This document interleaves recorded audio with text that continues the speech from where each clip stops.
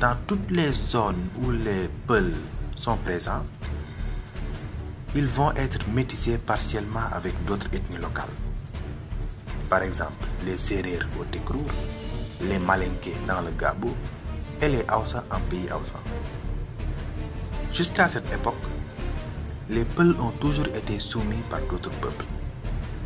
D'abord les Soninké dans le Ghana, les Manding au Mali et dans le Gabou, les Songhai dans le Gao, les Wolof dans le Jolof et les Hausa en pays Hausa.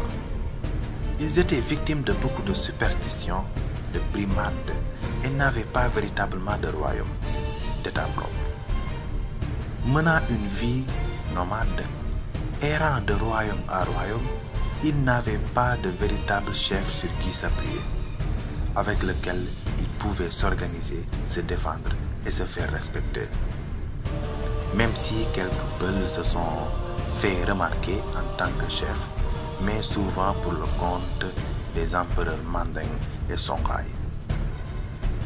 Le seul état où les Peuls avaient plus ou moins réussi à s'intégrer était le Tekrour, dominé par les Wolofs à l'époque de l'empire que les Songhai appelaient Jolilofo, c'est-à-dire le Jolof.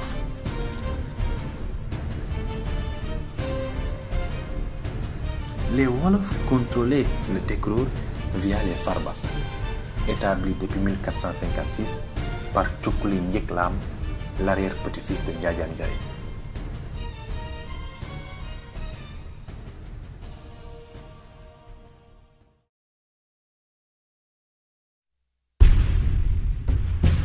Au début du XVIe siècle, Koli Tengala, voulant terminer ce que son père a commencé, c'est-à-dire réunir tout le peuple Peul dans un royaume dirigé par des Peuls, rassembla ce qui restait de son armée, renversa les Djalonké qui dirigeaient le Fouta Djalon et incorpora dans son armée une partie d'entre eux.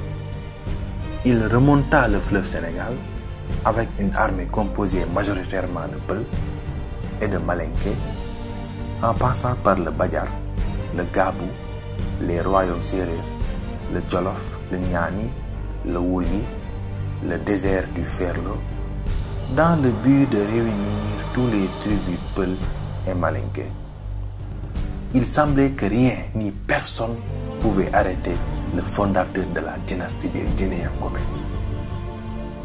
Il renverse les Farba et se met au trône du Fouta Toro, jadis Tekrour. Sa dynastie va régner sur le Fouta Toro jusqu'à 1776, année de la révolution des Torodo.